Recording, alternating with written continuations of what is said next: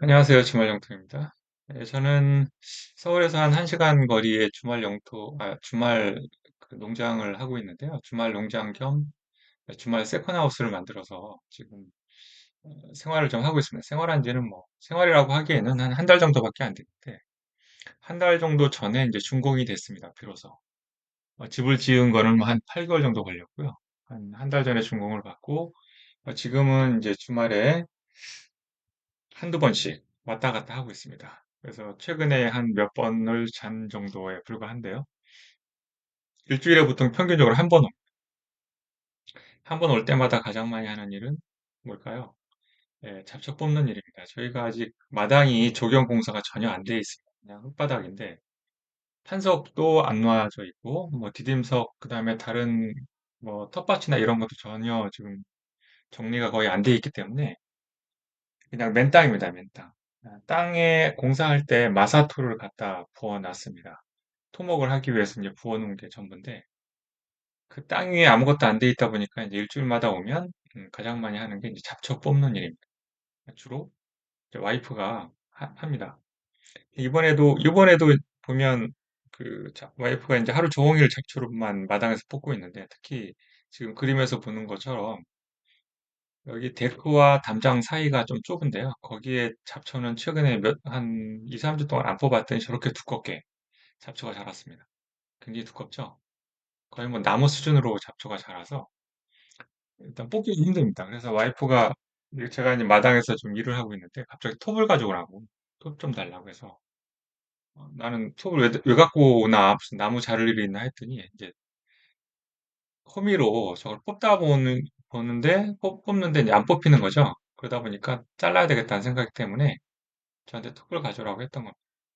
그 톱으로 그걸 썰어서 지금 나르고 있는데요. 지금 보시다시피 굉장히 크죠? 두께가 한 2, 3cm 정도 됩니다. 도저히 이제 뽑을 수가 없는 거죠.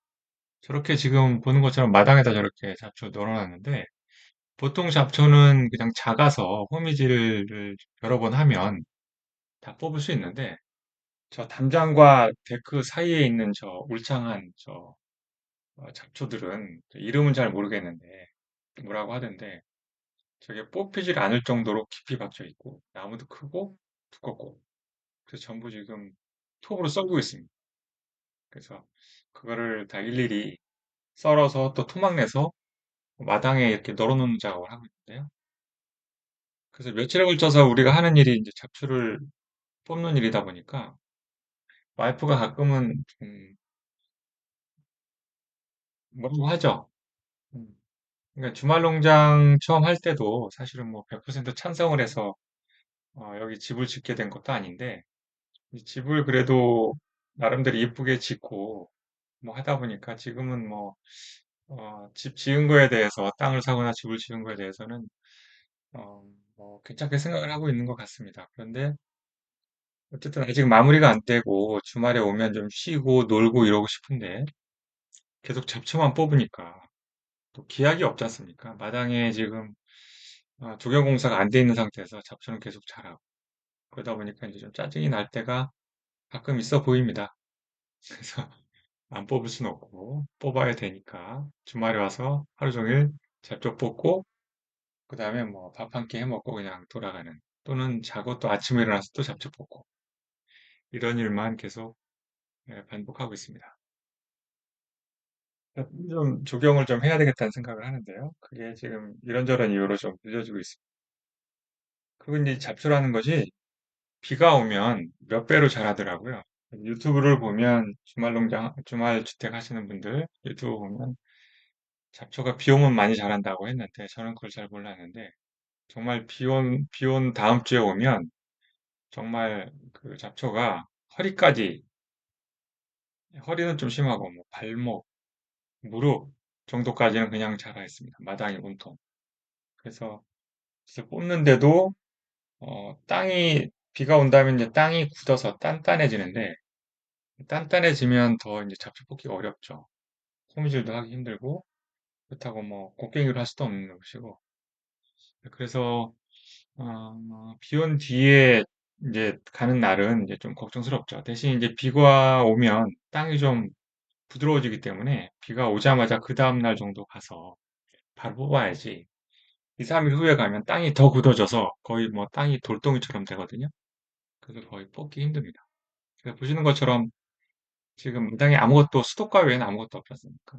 그래서 저기에 지금 이제 뽑아서 저렇게 된 거죠. 와이프가 거의 뭐 며칠을 뽑아서 저렇게 깨끗하게 만들어 놓은 거고 지금 사진에서 그림에서 보는 것처럼 저렇게 두꺼운 잡초까지 뽑아서 저렇게 마당에 널어놓고 있습니다. 저기 지금 좀 싱싱해 보이는 것도 있고 금방 뽑은 건데 저기 누렇게 그 잡초 더미가 보이죠? 네, 저거는 한 3, 4일 된 겁니다. 3, 4일 된 것을 저렇게 그 푸대째기 위에 널어놨습니다. 여기도 지금 제초 매트인데 저 검은 게 제초 매트 위에 잡초를 저렇게 널어놨습니다. 왜 널어놨냐면 저거를 잡초를 뽑아서 땅 위에 그냥 얹어놨더니 며칠 후에 와봤는데 다시 이게 살아났어요. 잡초 뿌리가 땅속을 파고들어서 더 큰 잡초가 돼버린 거예요.